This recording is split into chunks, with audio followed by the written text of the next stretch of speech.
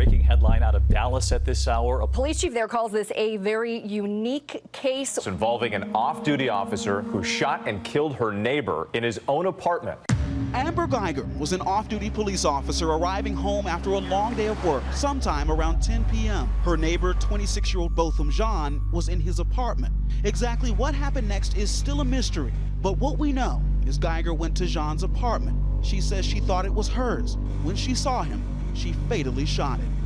The aftermath of that moment captured in this video, the incident sparking questions nationwide about race, police transparency, and an officer's use of deadly force. And now, for the first time, we're hearing Officer Guyger's 911 call after shooting Jean. I'm an off-duty officer. I thought it was in my apartment, and I shot a guy thinking it was my apartment. I'm so tired. An attorney for Jean's family listening with us. The audio obtained exclusively by Dallas station WFAA. All I can imagine was Botham on the ground, taking his last breath. And that was very difficult for me. Okay, we have help on the way. I know, but I'm gonna lose my job. I thought it was my apartment. In the recording, Guyger can be heard growing increasingly distraught. Oh my God, I'm done. I didn't mean to. I didn't mean to. I'm so sorry. Hey, bud. Guyger now potentially facing prison time. Jean's family left in anguish. She took my life away, like my very own life. While the community grapples with unanswered questions. We're still dealing in America with black people being killed in some of the most arbitrary ways. Driving while black, walking while black, and now we have to add living while black. Sparking protest over what some say is a lack of transparency coming from the Dallas Police Department in the wake of the shooting. Now that 911 call beginning to shed light on what happened that night. Botham Jean, a St. Lucia native, is described by his friends and family as a, quote, ray of sunshine. Botham had a love for everything and everyone. So I just want the message of love to permeate throughout this whole process.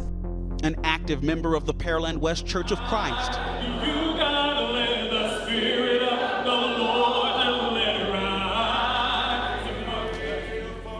He was beloved by many, as this packed service held in his honor shows.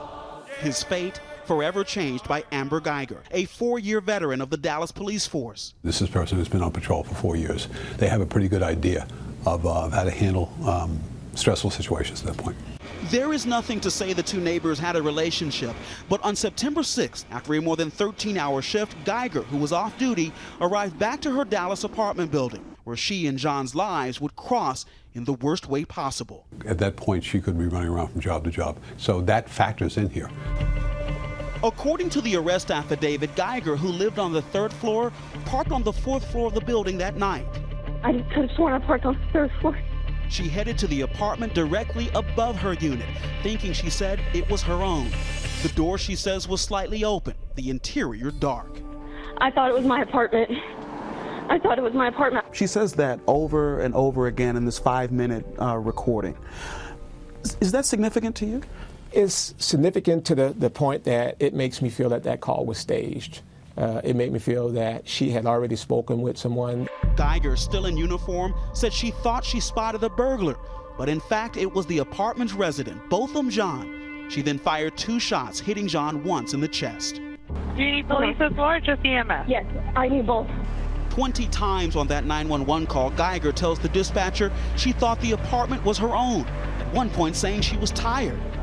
No. How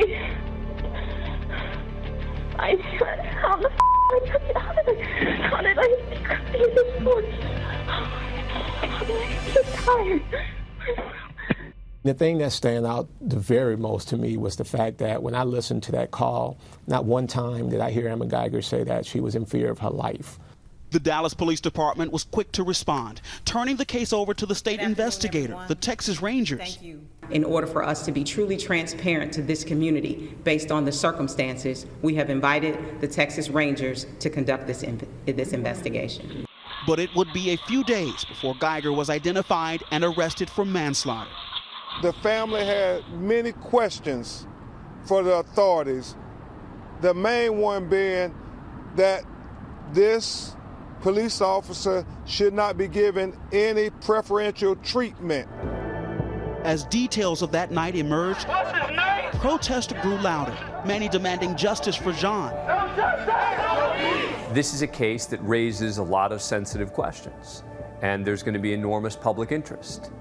And consequently, there's more of a desire to get that evidence out faster. A woman who says she lived in the building and shot this video in the moments after the incident questioned the validity of the officer's story in an interview with The Advice Show. The elevator, the garage, the hallways, everything is marked with what floor you're on. So she would have passed plenty of indication to let her know she was on the 4th floor. At the time, the Jean family criminal attorneys told ABC they questioned the statements made in that affidavit. Independent witnesses have already come forward to say that they heard this officer pounding on the door and demanding to be let in. More than 2 months after the arrest and the initial charge of manslaughter, a grand jury indicted Guyger, who had since been fired on a murder charge. It's possible the grand jury just decided on its own. It's more likely that the prosecutors played a role in moving this from manslaughter to murder. Guyger's attorney spoke to ABC's affiliate station last November. Her actions are justified under the law, so you don't prosecute people that, one, make a mistake, that don't have a criminal intent to commit a crime. Today, both parties are under a gag order, barring them from discussing the criminal case. John's family has also filed a civil lawsuit against the city of Dallas and Guyger. I thought it was my apartment. Oh my God. The chilling audio offers clarity about that night, but still leaves many questions. Only 2 know the full answer, but one is silenced forever. I just want to let people know that Botham loved them. He didn't even have to know you. He just loved everybody. For Nightline, I'm Marcus Moore in Dallas, Texas. The trial in this case is expected to start in September. Hi, everyone. George Stephanopoulos here. Thanks for checking out the ABC News YouTube channel. If you'd like to get more videos, show highlights, and watch live event coverage, click on the right over here to subscribe to our channel. And don't forget to download the ABC News app for breaking news alerts. Thanks for watching.